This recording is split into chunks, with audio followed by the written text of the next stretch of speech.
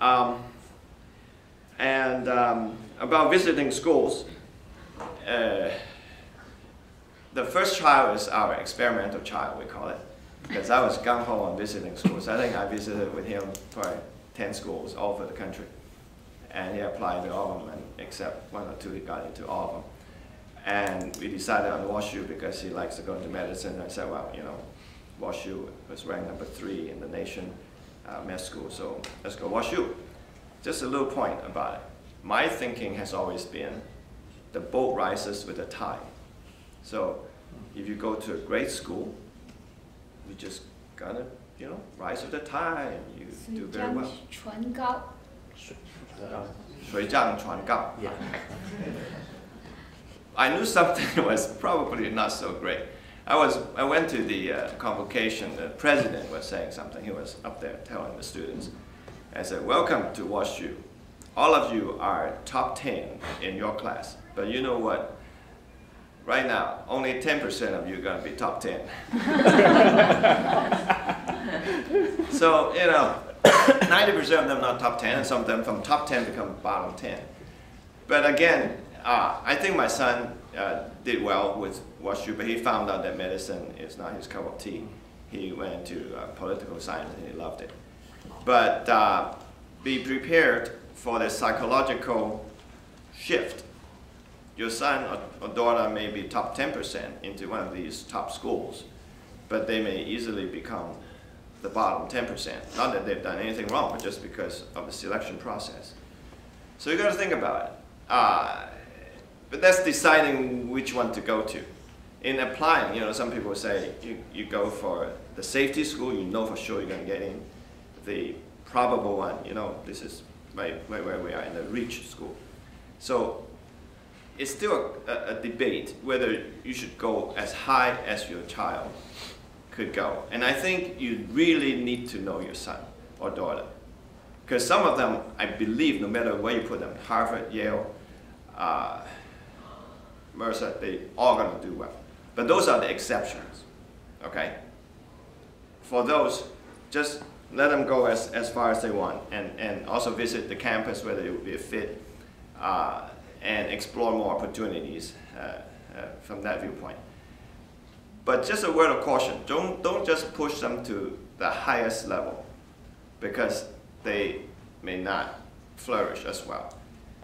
And from personal experience, if you have an end career being a professional, be it dentist, medicine, especially medicine, you may not need to go to Yale for undergrad, okay? You may benefit from going to a good school, not necessarily the top 5 in the country. Think about that 10% rule or 5% rule, you know. Those would be 5%, offset 95% would not be 5%. They can go to a very decent school, have a balanced education for them. Then when they apply for medical school, if they get good grades, they get a balanced life in college, not just looking at books, they can still have extracurricular activity in college. Then I think it would be easier for them to go into most medical schools. And going to medical school, after that, you still need to go to residency and all that. So again, you go to a decent residency program or medical school, then go into a decent residency program. Then if you do well in each of the average, above average, then by the time you really need to go into your fellowship, you're specialized into doing whatever, then you can take the top one of the whole world, whole nation. And from personal experience, that has worked quite well. For me. But I think many of these things we have said here, you can look it up anywhere. You can find any secret of entering to the school that you like, or 10 secrets every child should have before they enter college. All these things, you can read about it. But something that I think is a good time, is a very important time for parents and children, is to use this time to really instill values into your children.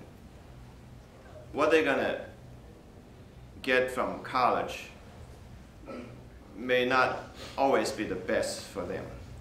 University meaning accepting everything everybody said. So sometimes they may be very different from your family value. If you have a religious belief, they may be very different. They're going to be thrown at, different things are going to be thrown at your kids. And you really need to get to know them. We need to cultivate values in them. I've seen tragedies. A friend of ours from Florida, the son did very well, was valedictorian, or the captain of the football team in high school. And in his first or second year, he just came back from a fraternity party and he hit his truck, hit a tree, and he died. How sad. So much future in front of him. And because he did the not so cool thing, get drunk and drive, and his future ends right there. How sad. To cultivate all this time to give them to school, to the best school they can have, and have something end like that. And it has happened.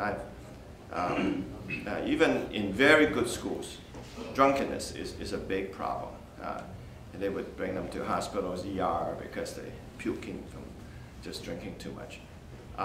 Those things happen, and this, I think, for children, for students and parents need to know that this is a special time to know your child, know what the strengths are, know what their weaknesses are.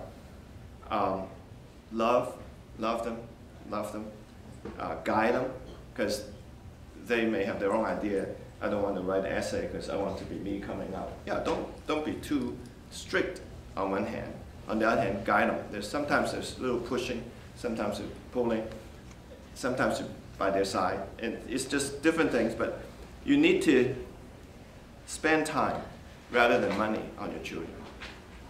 I'm very blessed, I was and still very blessed to have a wife that spends just tremendous amount of time with my children. As a physician, I was very busy in their formative years. So I wasn't able to spend as much time with them as I wanted to. But my wife spent all her time with them. She spent time to discover the talent, discover something that they may excel in. And we tried T-ball for Christopher, he didn't do well. We tried soccer, he didn't do well. But you know, we keep trying until we found something, and then he took it and ran with it. And also talking about what they want to do. Some of them may not know what they want to do in freshman or sophomore year. So explore the interests, whether they're interested in art, music, sports, science. And then there's something called like shadowing, career shadowing. They can even go to different professionals' office just to spend, you know, a week or so, a few days, just to see what they actually do. And you can learn quite a bit about that. See whether they really want to do that kind of thing. Is there anything to add? I always give my wife the last word. I would say all my 3 children, because we live in Florida, they all got full tuition to go to state school called Florida Bright, just like I think something similar to Hope Scholarship here in Atlanta, in Georgia. And, but they like to spend our money. They chose private school. So we said, okay, whatever, because this is the 4 years of your life that you're going to you have to like the school. So we let them choose the school that they like to go to. And like I said, they chose expensive school, Emory, WashU, and St. Louis. So well, they enjoyed that 4 years, and they learned, you know, from the experience that they are in school, you know, and how to manage their time, how to have good study habit, and this is so important. So we parents would like to do things for our children so that they will be maybe, you know, have an easier life. And but I would encourage to just encourage your children to do things on their own, to manage their own time. Don't nag them, you know, they will find out, and let them suffer the consequence. And